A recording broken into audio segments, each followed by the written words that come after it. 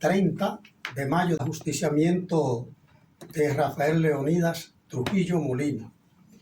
Desde la separación o independencia de la República, en la República Dominicana han habido 90 periodos de gobiernos y 85 de estos han sido electos constitucionalmente. Esos 85 periodos de gobierno han sido representados por 59 líderes políticos. Pero queremos hacer énfasis en el ambiente político que se vivía antes de Trujillo asumir el poder, en el 1930.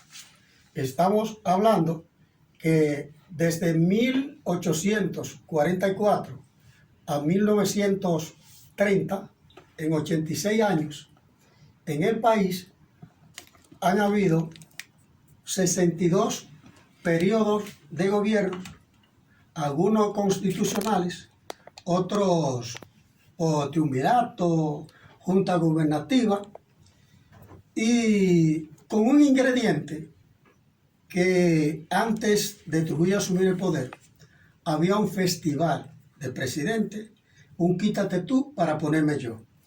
Yo apoyaba a un líder político para que asumiera el poder y a los 15 días me distanciaba, me entraba en contubernio con otros líderes para tumbar a ese presidente. Entonces tuvimos presidentes por meses que no cumplieron el año, 1 año, 2 años, a excepción de Pedro Santana, que gobernó durante 4 periodos, Buenaventura Báez, que gobernó durante 5 periodos, Lili, que gobernó 4, y Horacio Vázquez, que gobernó durante 3 periodos, y un grupo de presidentes que gobernaron en más de una ocasión, pero por poco tiempo. Vista esa narrativa, nosotros llegamos a la conclusión que la estabilidad política en la República Dominicana empezó a partir de la llegada de Trujillo al poder.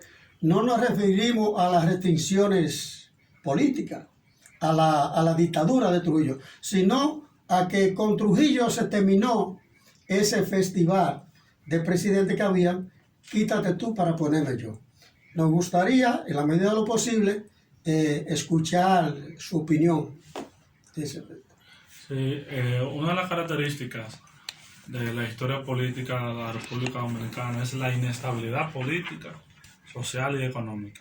Así es. De verdad me parece muy válido el análisis que hace Darío, porque precisamente aquí siempre ha habido como un festival de presidentes y realmente Trujillo surge como esa figura política militar que representa la estabilidad política y social para los norteamericanos.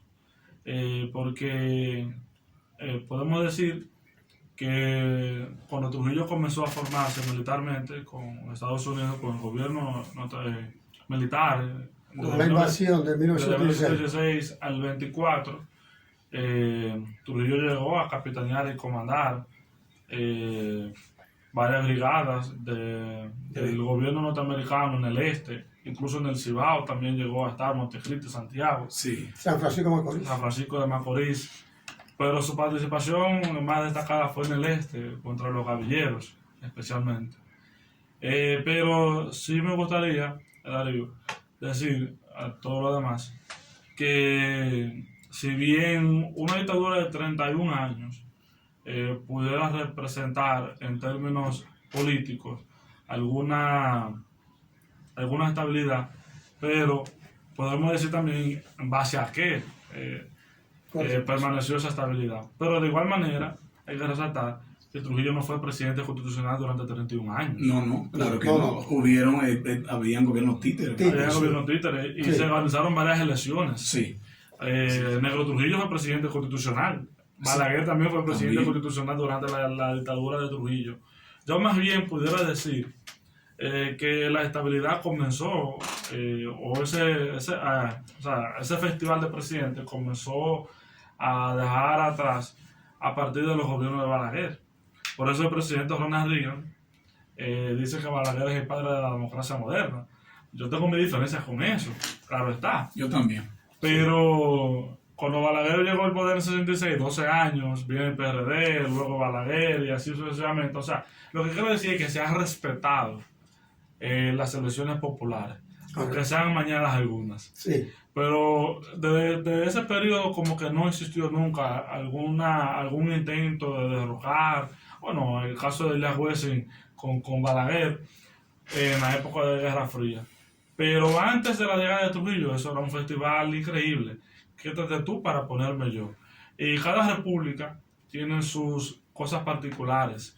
De hecho, en mi primer libro que publiqué, yo hablo sobre el papel de los partidos políticos durante la Tercera República, haciendo énfasis en la dictadura de Trujillo. ¿Qué hicieron o qué trataron de hacer? ¿Qué programas tenían para derrocar a Trujillo?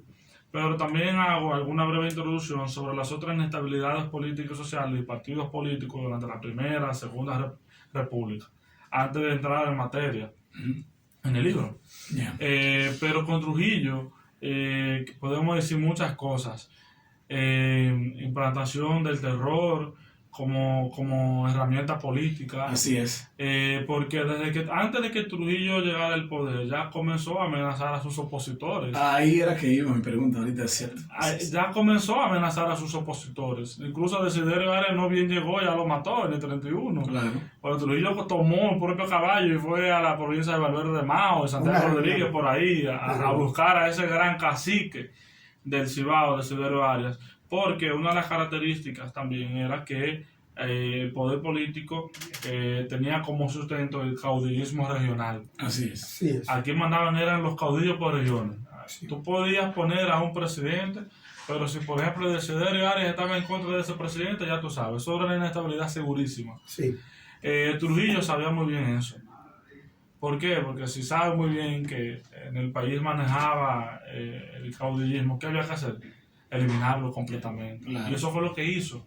Pero ¿qué pasa? Al utilizar el terror, la violencia física, el asesinato como herramienta política, y que podemos decir que al principio le dio resultados, pero como dice si tú atacas por la espada, a la espada movilidad, porque ¿cómo murió? Asesinado. así es. Así es. ¿Cómo dice la Biblia? Diente por diente, ojo por ojo, ¿no? Exacto. Entonces, tú utilizabas el terror, la violencia, así mismo la utilizaron en contra de ti.